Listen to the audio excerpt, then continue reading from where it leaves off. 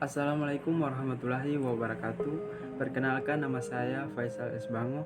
Saya dari program studi PPKN, yaitu program studi Pendidikan Pancasila dan Kewarganegaraan Fakultas Ilmu Sosial.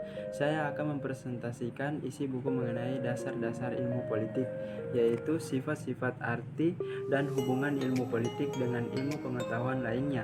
Ada 5 poin, yaitu yang pertama perkembangan dan definisi ilmu politik, yang kedua ilmu politik sebagai ilmu pengetahuan, yang ketiga definisi ilmu politik, yang keempat bidang-bidang ilmu politik, yang kelima hubungan ilmu politik dengan ilmu pengetahuan lainnya. Yang pertama itu perkembangan dan definisi ilmu politik. Apabila ilmu politik dipandang semata-mata sebagai salah satu cabang dari ilmu-ilmu sosial yang memiliki dasar, rangka, fokus, dan ruang lingkup yang jelas, maka dapat dikatakan bahwa ilmu politik masih muda usianya karena baru lahir pada abad ke-19. Pada tahap itu, ilmu politik berkembang secara pesat berdampingan dengan cabang-cabang ilmu sosial lainnya seperti sosiologi, antropologi, ekonomi, psikologi, dan dalam perkembangan ini, mereka saling mempengaruhi. Akan tetapi, apabila ilmu politik ditinjau dalam masa lebih luas, yaitu sebagai pembahasan secara rasional dari berbagai aspek negara, kehidupan politik, maka ilmu politik dapat dikatakan jauh lebih tua umurnya. Bahkan ia sering dinamakan ilmu sosial tertua di dunia. Kita masuk ke poin kedua, yaitu ilmu politik sebagai pengetahuan. Apakah ilmu politik merupakan suatu ilmu pengetahuan atau tidak? Dan disangsikan apakah ilmu politik memenuhi syarat sebagai ilmu pengetahuan?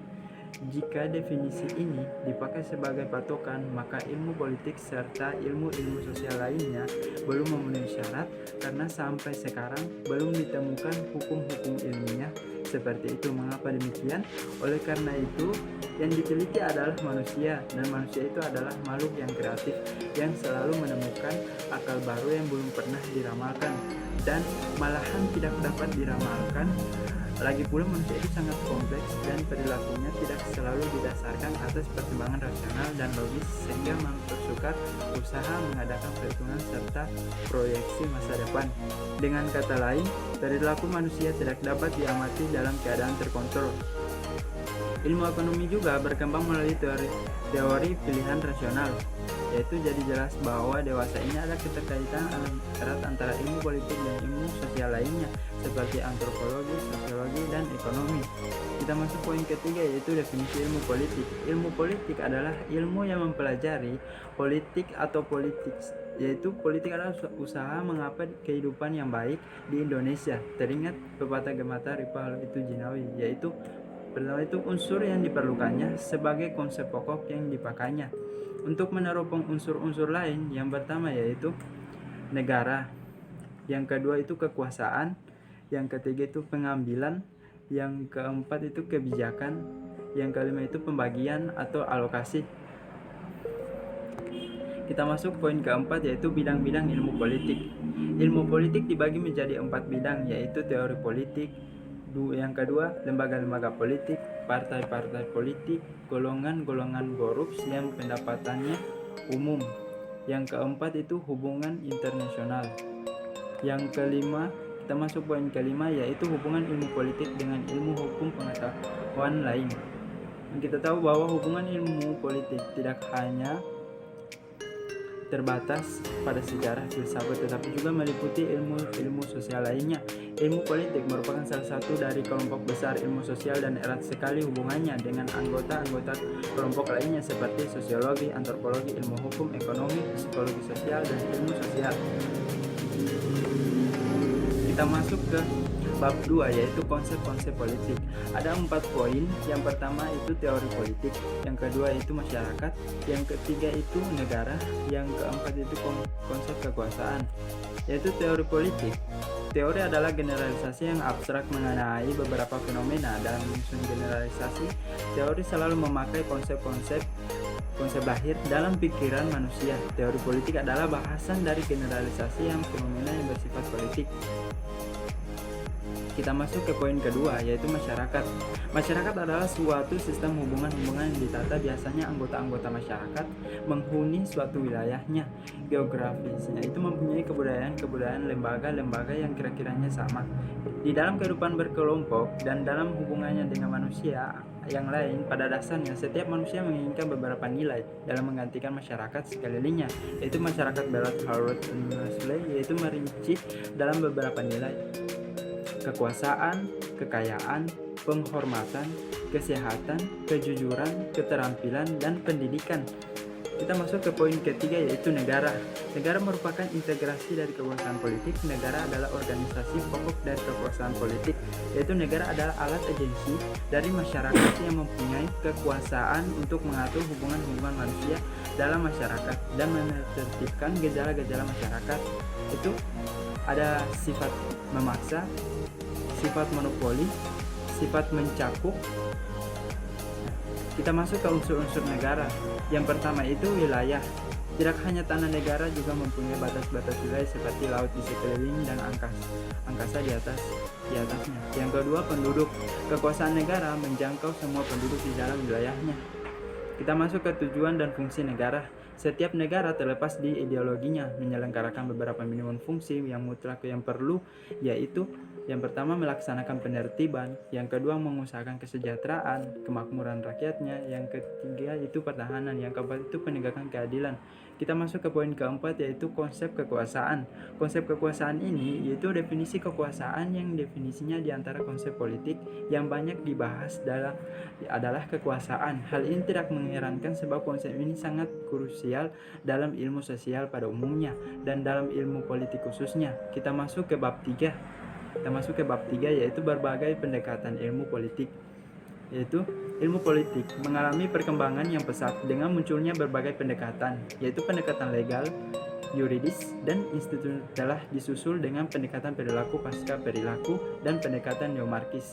Dalam sejarah perkembangannya itu sebagaimana sudah disebutkan, ilmu politik telah mengenal beberapa pendekatan sekalipun dalam tahun ke tahun belakangan ini beberapa pendekatan lain. Tulisan ini hanya membatasi diri pada pendekatan yang tersebut di atas, yaitu yang pertama pendekatan legal, yaitu yang kedua itu pendekatan perilaku, yang ketiga itu teori ketergantungan, yang keempat itu pendekatan pilihan rasional, yang kelima itu pendekatan institusionalisme baru, yang kita masuk ke kesimpulan.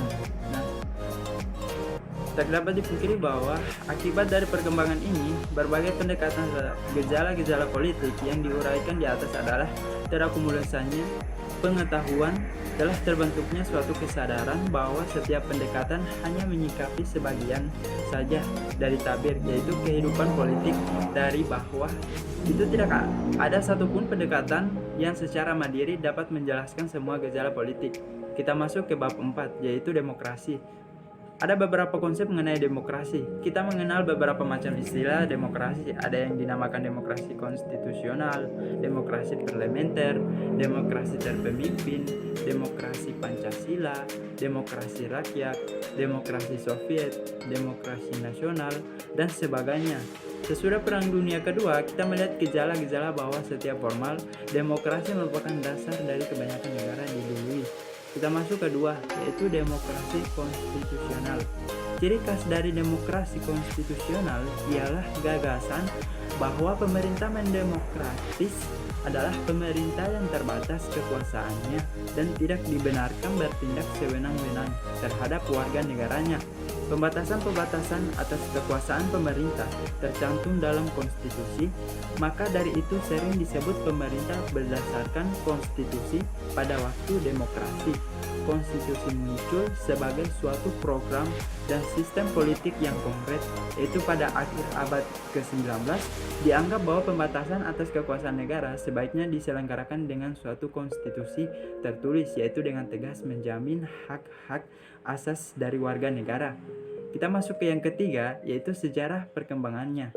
Pada permulaan pertumbuhannya, demokrasi telah mencakup beberapa asas dan nilai yang diwariskan kepadanya dari masa yang lampau, yaitu gagasan mengenai demokrasi dari kebudayaan Yunani kuno, yaitu mengenai kebebasan beragama yang dihasilkan oleh aliran reformasi, serta perang-perang agama yang menyusulnya. Lagi pula ketentuan-ketentuan demokrasi hanya berlaku untuk warga negara yang resmi hanya merupakan bagian dari kecil saja dari penduduk untuk mayoritas. Jadi kita masuk ke 4, yaitu demokrasi konstitusional.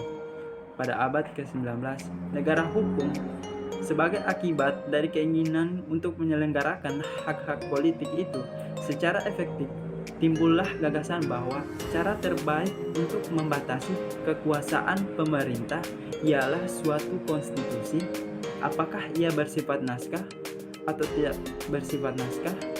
Itu termasuk ke 5, yaitu demokrasi konstitusional yang abad ke-20, rule of law yang dinamis dalam abad ke-20, terutama sesudah Perang Dunia Kedua telah terjadi perubahan-perubahan sosial dan ekonomi yang sangat besar.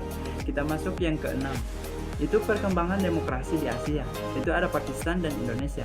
Sesudah berakhirnya Perang Dunia Kedua, muncul beberapa negatif di Asia dan Afrika. Walaupun negara-negara baru itu banyak berbeda satu sama lain, baik mengenai kebudayaannya, keadaan geografisnya, maupun perkembangan sejarahnya.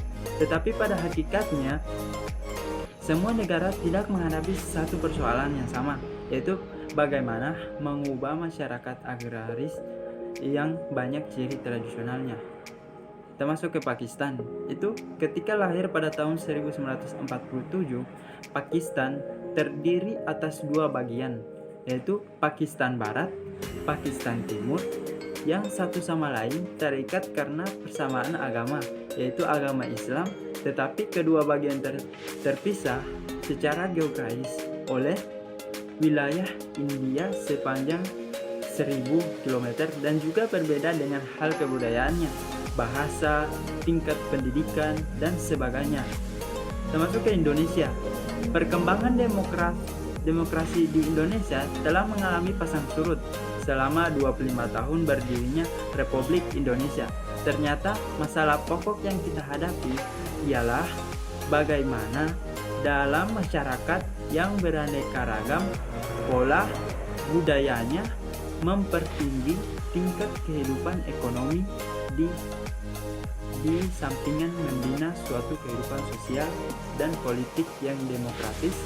Pada pokok masalah ini berkisar pada penyusunan suatu sistem politik di mana kepemimpinan cukup kuat untuk melaksanakan pembangunan ekonomi serta national building dengan partisipasi rakyat seraya menghindarkan timbulnya diktator.